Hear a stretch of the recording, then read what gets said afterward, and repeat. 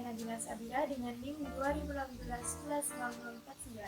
Di sini saya akan mempresentasikan hasil diskusi penyelesaian kasus oleh kelompok kami, yaitu kasus PT Boma Bisma Indra Persero.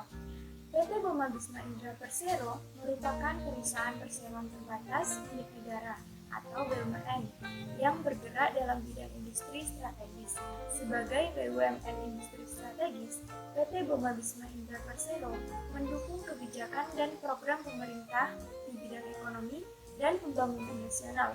Untuk menjamin dan menjaga kualitas produk, PT BBI menerapkan sistem manajemen mutu ISO 9001-200. Standar mutu bagi pelanggan memberikan jaminan produk atau jasa yang dihasilkan pemasok secara konsisten sesuai dengan mutu yang telah ditetapkan. Selanjutnya, presentasinya akan dilanjutkan oleh rekan saya.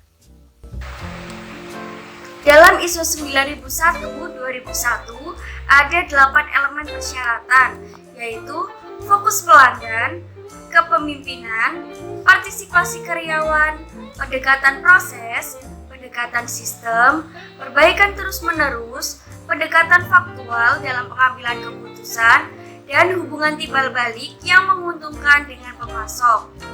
Di sini terlihat filosofi mendasar standar mutu ISO adalah menekankan pencegahan daripada pengobatan. Sedangkan landasan konsepnya adalah plan, do, check, dan action. Terima kasih atas kesempatannya. Saya akan melanjutkan penjelasan dari rekan saya. Berdasarkan konsepsi mutu dan standar mutu di atas, dalam upaya mewujudkan kualitas pada industri, kebutuhan akan pengelolaan atau manajemen yang memiliki fokus terhadap mutu menjadi suatu keharusan. Total Quality Management atau manajemen mutu terpadu merupakan jawaban atas kebutuhan di atas. Total Quality Management atau TQM adalah filosofi manajemen yang didorong oleh kebutuhan pelanggan dan harapan dan yang berfokus pada perbaikan terus-menerus dalam proses kerja. Robbins et al. 2003. Pada kenyataannya, proses kerja di PT Boma Bisma tidak maksimal dan tidak sesuai dengan perencanaan, yang mana implementasi pada total quality manajemennya tidak maksimal. Hal ini ditandai dengan adanya pembengkakan biaya pada re-engineering untuk produk yang cacat, sehingga PT Boma tersebut membutuhkan dana yang lebih untuk meningkatkan kemampuan produktivitasnya.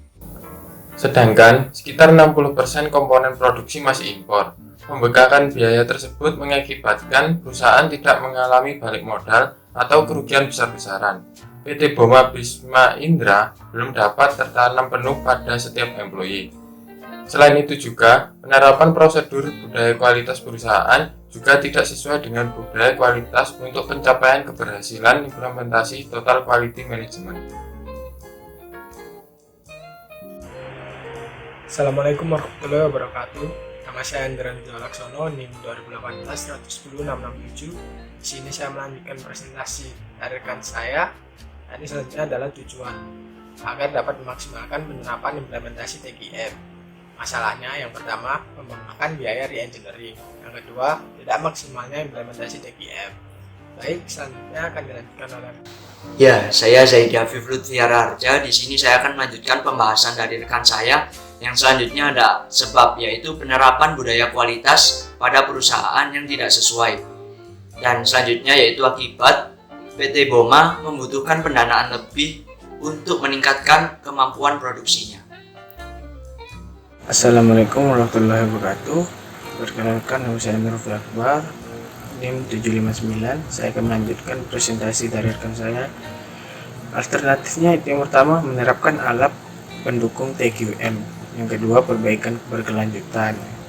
Terus pengambilan keputusannya itu memaksimalkan penerapan implementasi TQM melalui pemberdayaan karyawan.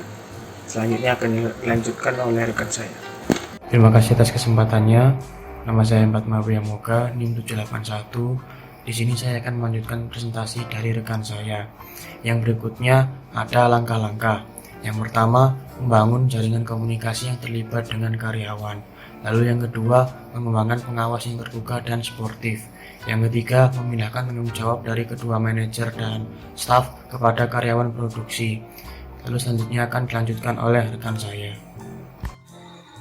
Baik, selanjutnya saya akan meneruskan presentasi dari rekan saya. Saya Maya Diana Putrasari, NIM 790, dengan melanjutkan slide langkah-langkah. Yang pertama, membangun organisasi dengan moral yang tinggi. Yang kedua, menciptakan struktur organisasi formal sebagai tim. Dan yang terakhir, memberikan penghargaan dan promosi sebagai motivasi. Terima kasih.